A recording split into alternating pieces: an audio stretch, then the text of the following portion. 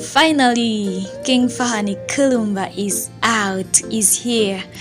Well, banji babadde besinga okulaba ku mwana wa Jamirah Kalungi naye mami gyabadde kyadde akyagambye waayi kambawe ku mwana ababuzeeko era bw'atyo amutuwadde eddakiika ntono nnyo emabega n'atugamba nti King ababuuzaako agamba nti hi. So naffe katusinzire wano tugambe hi Fahad, the baby looks so beautiful, so adorable, just like mommy and daddy. Tujjukire nti ono baamuzaala ennaku z'omwezi nga 12 omwezi ogw'omusanvu gwe wandiise July 2020 era nga yajja mami alabika bulungi nga tosobola na kumanya nti abadde lubuto kubanga yatuzanyiranga Entununsi nga mutuufu tosobola kuteebereza era abasinga bakyewuunya nnyo okulaba nti Jami azadde. Munnange baali balowooza nti oba olubuto lwa firimu kubanga omukyala yasigala nga yefiirako ddala. Gwe kino kikuwa kyakuyiga ki ali eyo? Nzize emirundi mingi nga nkuletera kapo ya Jami ne bbaawe naye kikuwa kyakuyiga ki? Ngezaako kubanga mbaako byenkuyigiriza ate bw'oba oli eyo okoppeko munange. Bw'oba olubuto teweesuulirayo gwa nagamba, teweekwasa kasente, enebeera self love, mulimu ebintu byosobola okwetuusaako nga ggwe n'obyeteekako munange ne weewa essanyu ery'oku nsi awatali mulala agenda dikuwa gwe mwennyini n'olyewa. Bw'oba tunuulira mami yakyusa engoye ez'enjawulo era bw'atyo yagendako ku photoshoot ng'ali lubuto lwa baby woono era bw'oba olaba engoye zakyukakyuka ez'enjawulo zikyukakyuka kitegeeza nti yagenda ku photoshoot emirundi mingi ddala. Oba okiraba nga ka makeup kalikirya mbutuufu yalabikira ddala bulungi.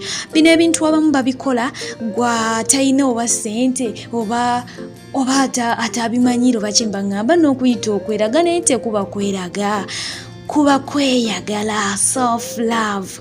Wabaawo ebintu by'okola mu bulamu munaye nga kizze once kubanga bw'otunira Baby Farhan talikira ku makya n'addayo mu lubuto lwa mami. No, so these are the memories mami created. Bw'ali bitunulako alimanya nti mbutuufu mami yayagala okumwaniriza mu nsi. Bw'ofunanga ka chance bwe katyo kakozese muganda wange, tekuba kweraga, kakozese. Jami yakyusa engoye ez'enjawulo ate nga zonna zirabika bulungi. Yali lubuto naye nga akabina kali eri n'olubuto luli eri kwegamba yanyuma yavaayo. Designer we yali ku point ate nga ne makeup artist yali ku point, photographer yali ku point, obufaananyi bujja kulawo okufeedinga buno.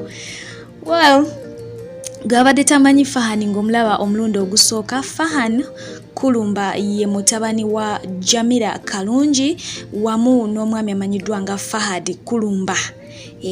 Era ng'omwana oyo yazaalibwa guno omwaka gwe nnyini weewaawo bangi babadde beesunga okumulaba. Mukadde kano kennyini mami amutuleeteddeko ate nga wano wenkulaga ku outfits mami ze yayambala wabula okusinga yabeesinga nnyo ku bitengi ate nga yavaayo n'alabikira ddala bulungi. Bw'oba lubuto teweesuulirayo gwa nagamba mukwano, fuba okulaba nga weefaako, tolaga nsi yonna nti nze ndi lubuto. No, tokola ebyo mukwano, fuba okulaba nga weddaabiriza n'akatono k'olina weewe essanyu nga mami, okitegeera kubanga olubuto olwo omwana oyo oba osazeewo omusitule nga kitegeeza nti omwagala. Fuba okulaba ng'olabika bulungi kuba abantu abasinga bw'afuna olubuto munanga asiiwuka ebizigo n'akasukeeri, manyi mwetamwa naye try your best. Thank you so much Jami, we love you. I am Phiphie, then is Anchor signing out.